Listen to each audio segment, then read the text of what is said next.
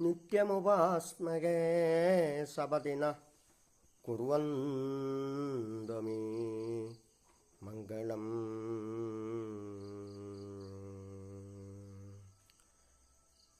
കല എത്ര സേതേ ഇതി കലശഃ കുർവന്ത്വമീ മംഗളം സപതി ന കുർവന്ത് അഹം ആവാം അയം ആവാം നമുക്ക് അനുഗ്രഹം പോർക്കലിയും ഇഷ്ടതാം ഭഗവതി തരട്ടെ എന്നാണ് അവിടെ പറയുന്നത്. അവിടെ ഒരു സ്വാർത്ഥതയില്ലാതെ കവി എഴുതിയെങ്കിൽ എനിക്കെന്നല്ലല്ലോ പറഞ്ഞ സപതി ന കുർവന്ത്വമീ, എത്രയും പെട്ടെന്ന് നമുക്ക് എന്നാണ് പറയുന്നത്.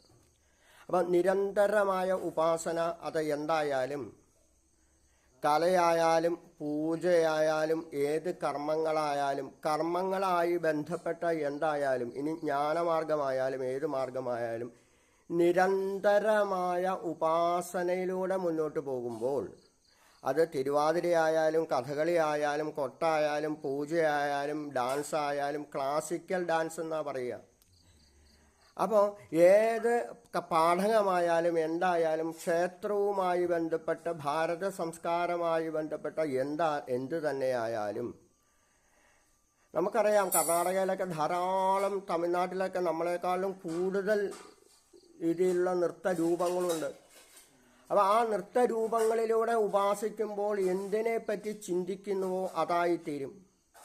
നിരന്തരമായി കൃഷ്ണൻ്റെ വേഷം കിട്ടിയാലോ, നിരന്തരമായി കൃഷ്ണൻ്റെ വേഷം കിട്ടിയാൽ കൃഷ്ണനായിത്തീരും. നിരന്തരമായി ദുർഗയുടെ വേഷത്തിലാണെങ്കിൽ ദുർഗയായിത്തീരും. ഇനി ഭദ്രകാളിയാണെങ്കിലോ ഭദ്രകാളിയായിത്തീരും. ഇനി ഇതെല്ലാം ഒന്നാണ് എന്നർത്ഥം. ഒന്നായ നിന്നേഹ രണ്ടെന്നു കണ്ടളവിൽ ഉണ്ടായൊരിണ്ടൽ ബധമിണ്ടാവതല്ല മമ പണ്ടേ കണക്കെ വരുവാൻ നിൻ കൃപാവലികൾ.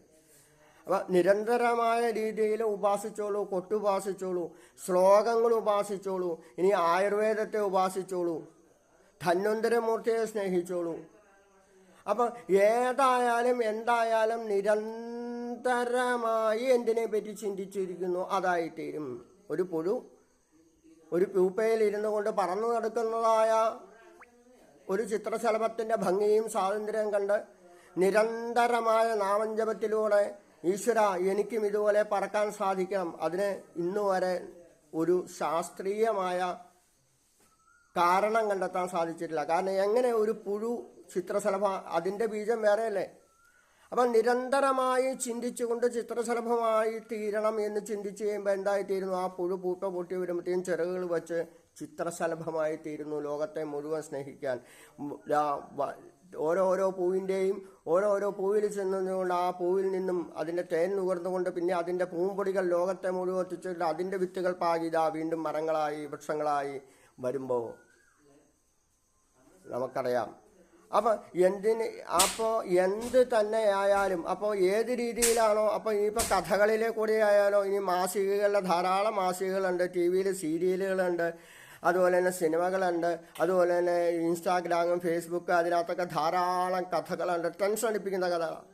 ആ ടെൻഷനിലെ കഥാപാത്രങ്ങളിൽ ആ കഥാപാത്രങ്ങളെ പറ്റി ചിന്തിച്ചുകൊണ്ട് ആ കഥാപാത്രങ്ങൾ തന്നെയായിത്തീരും. നിരന്തരമായി കരയിപ്പിക്കുക. എന്തിനാ എന്നെ ഇങ്ങനെ കരയിക്കണേ എന്ന് പറയാറുണ്ട് പയ്യന്നൂർ വായനക്കൊക്കെ പോകുന്ന ആചാര്യന്മാരെ.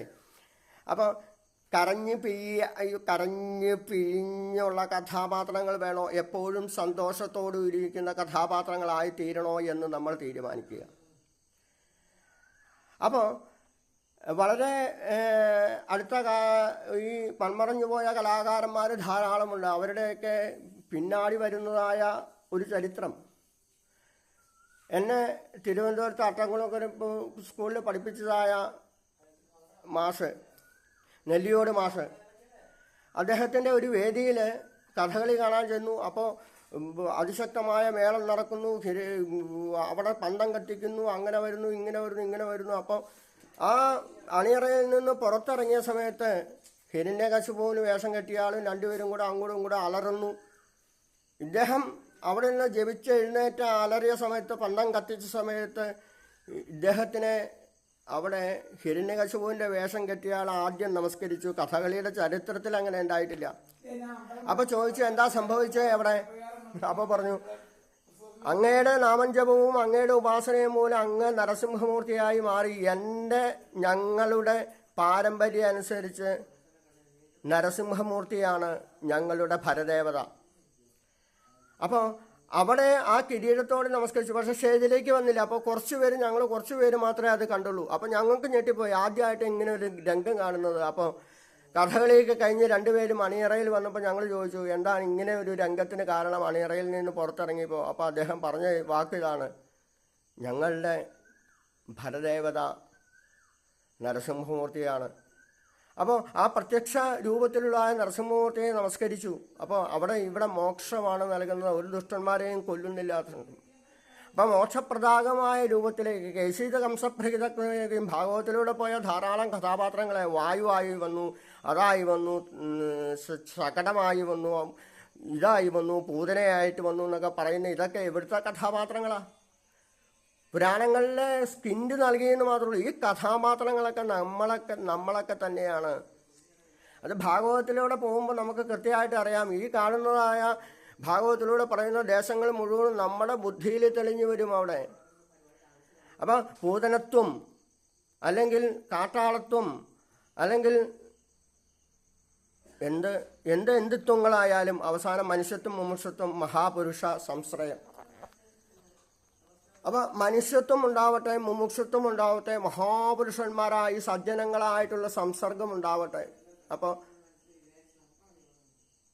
മഹാപുരുഷന്മാരുടെ കൂട്ടുകെട്ട്, മഹാപുരുഷ സംശ്രയം ഉണ്ടാവട്ടെ. അതാണ് സത്സംഗത്തെ, നിസ്സംഗത്തെ നിർമോഹത്തെ നിശ്ചല തത്വേ ജീവൻ മുക്തി. നിശ്ചലമായ തത്വത്തിലേക്ക് എത്തിച്ചേരാനാണ് കർമ്മമാർഗങ്ങൾ പറഞ്ഞു തരുന്നത്, ജ്ഞാനമാർഗങ്ങൾ, ഇനി യോഗമാർഗങ്ങൾ പറഞ്ഞു തരുന്നത്. ഇനിയിപ്പോൾ ശ്രീ രവിശങ്കറിൻ്റെ കൂടെ പോയി കഴിഞ്ഞാൽ ധാരാളം സുദർശന ക്രിയകളുണ്ടാവും, മൂക്കാലൊക്കെ പിടിച്ച്. ഏത് മാർഗമായാലും ലക്ഷ്യം എന്തായിരിക്കണം? ലക്ഷ്യം ഈശ്വര ഉപാസന, ഈശ്വരത്വത്തിലേക്ക് ഉയരൽ, ഈശ്വര സാക്ഷാത്കാരമായിരിക്കണം. അവിടെ ചെന്ന് കഴിഞ്ഞാൽ പിന്നെ താഴത്തേക്ക് ഇറങ്ങി വരിക, 18-ാം പടി ഇറങ്ങുന്ന പോലെ ഭക്തനായിട്ട് തന്നെ നിലനിൽക്കാൻ സാധിക്കണം. നമ്മളൊക്കെ ഈശ്വരന്മാർ തന്നെയാണ്. ഇപ്പം തന്നെ ആൾക്കാർ നമ്മുടെയൊക്കെ ഫോട്ടോ ഒക്കെ വെച്ച് വീടുകളിലൊക്കെ ആരാധിച്ചു വരുന്നത്. അവിടെ ചെല്ലുമ്പോൾ കാണുമ്പോൾ എടുത്ത് കാട്ടിക്കളയാൻ പറയും. കാരണം അത് ബാഹ്യമായ ഒരു ഉപാസനയാണ്. അതൊന്നും വേണ്ട.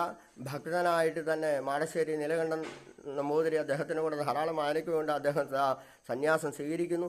അപ്പോൾ അദ്ദേഹമൊക്കെ പറഞ്ഞു തരാണ്ട് എപ്പോഴും വിനയം ആവട്ടെ. നിൻ്റെ ഇന്ന് നിയോഗം ഇതൊന്നുമല്ല. അന്നൊക്കെ ടെസ്റ്റ് എഴുതാൻ പോകുമ്പോഴൊക്കെ ഭാഗവത പ്രതിമ ഗോവിന്ദൻ നമ്പൂതിരിക്കാണ് പകരം വരാറ്. അദ്ദേഹം വന്നോളാം. ടെസ്റ്റ് എഴുതാമ്പോൾ അദ്ദേഹം പറഞ്ഞു, നീ ഇതിലൊന്നും ഒരു രക്ഷപ്പെടില്ല. കാരണം നിന്റെ നിയോഗം ഇതല്ല, ലോകത്തെ സ്നേഹിക്കാൻ, ഭാഗവതത്തെ ഉപാസിക്കാൻ, നാമത്തെ സ്വീകരിക്കാൻ. അപ്പോൾ നമുക്കൊരു വിഷമം വന്നു ആദ്യം. പക്ഷേ അത് അനുഗ്രഹമാണെന്ന് വളരെ കാലങ്ങൾക്ക് ശേഷം മനസ്സിലായി. അപ്പോൾ ഈ വിദ്യാഭ്യാസങ്ങളോ സർട്ടിഫിക്കറ്റുകളോ ഉപരിയായി ലോകത്തെ സ്നേഹിക്കാൻ സാധിക്കാൻ വെൺമണി കൃഷ്ണൻ നമ്പൂതിരി, വെൺമണി ഭവദാസ് മുതലായവരുടെ സതീർത്ഥരാണ്. എന്നിരുന്നാൽ പോലും കൂടെ പഠിച്ചിരുന്ന അവിടേക്ക് അനുഗ്രഹങ്ങളോടുകൂടി മുന്നോട്ട് പോകാൻ സാധിക്കുമ്പോൾ മാത്രം ലോകത്തെ നമുക്ക് സ്നേഹിക്കാൻ സാധിക്കും. ലോകത്തെ മുഴുവൻ ഒരുപോലെ കാണാൻ സാധിക്കും. എല്ലാവരെയും ഒരുപോലെ കാണാൻ സാധിക്കട്ടെ എന്ന് ഓർമ്മിപ്പിച്ചുകൊണ്ട് തലപ്പുഞ്ച മഹാദേവൻ എല്ലാവർക്കും കലയുടെ തലതൊട്ടപ്പനായ നടരാജനായ തലപ്പുഞ്ച മഹാദേവൻ നൃത്തവാദിത്യ ഗീതശ്ച സ്തുതിഭിസ്സവനമ. ഭാഗവതം പറയുന്നു, നൃത്തവാദിത്യ ഗീതങ്ങളെ കൊണ്ട് സ്തുതിക്കുമ്പോൾ അത് തന്നെയായി തീരട്ടെ. എല്ലാവരും ഈശ്വരന്മാരായി തീരട്ടെ. ലോകത്തെ സ്നേഹിക്കാൻ സാധിക്കട്ടെ.